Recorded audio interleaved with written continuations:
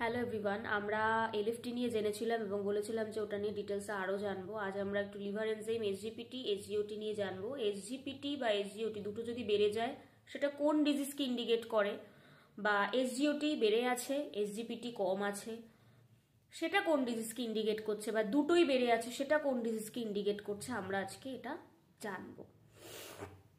প্রচণ্ড ঠান্ডা লেগে আছে, সরি। যাই হোক, এসজিপিটি হচ্ছে serum glutamic pyruvic transaminase. Serum glutamic pyruvic ট্রান্সামাইনেজ।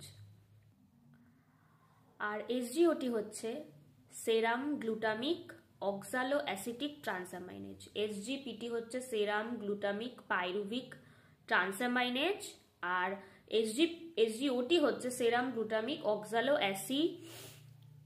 Acetic ট্রান্সামাইনেজ। গেল, নামটা একটু গুলানো। যাদের এটা মনে রাখার খুবই জরুরি তারা নোট করে নিতে পারেন। সবার প্রথমে বলি যে এসজিওটি যদি হাই থাকে আর এসজিপিটি যদি লো থাকে সেটা কোন ডিজিজকে ইন্ডিকেট করে। আপনি রিপোর্টে দেখতে পাচ্ছেন যে আপনার এসজিওটি হাই, এসজিপিটি লো, তাহলে সেটা কিন্তু ইন্ডিকেট করে আপনার লিভার ডিজিজ হতে পারে, সেটা হতে পারে আপনার কোনো ব্রেন রিলেটেড ইস্যু আছে বডিতে, বা হতে পারে আপনার এমআই মায়োকার্ডিয়াল ইনফাকশন, হার্টের মাসল রিলেটেড কোনো প্রবলেম। এই কয়েকটা যে বললাম, এই কটার মধ্যে যে কোনো একটা হতে পারে, এটাকে কিন্তু ইন্ডিকেট করে।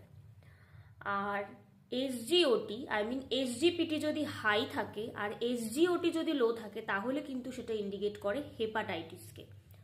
Point to be noted, SGPT যদি হাই থাকে, এসজিওটি যদি লো থাকে, নর্মাল থাকে, এসজিপিটি হাই, আমি জানি এটা একটু গোলানো, সেক্ষেত্রে আপনারা লিখে নিয়ে মনে রাখতে পারেন। এসজিপিটি যদি হাই থাকে আর এসজিওটি যদি নর্মাল থাকে তাহলে সেটা হেপাটাইটিসকে কিন্তু ইন্ডিকেট করে।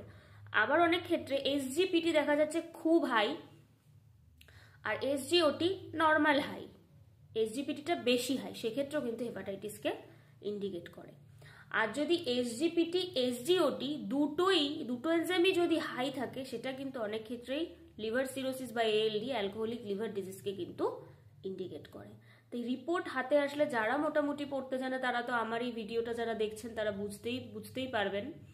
আবার রিপোর্ট দেখে ঘাবড়ে যাবেন না, অবশ্যই নিজেরা এই ভিডিও দেখার পর আমি জানি অনেকেই আপনারা বুঝতে পারবেন, কিন্তু অবশ্যই একবার রিপোর্ট ডক্টরকে দেখিয়ে নিয়েই যা করার করবেন।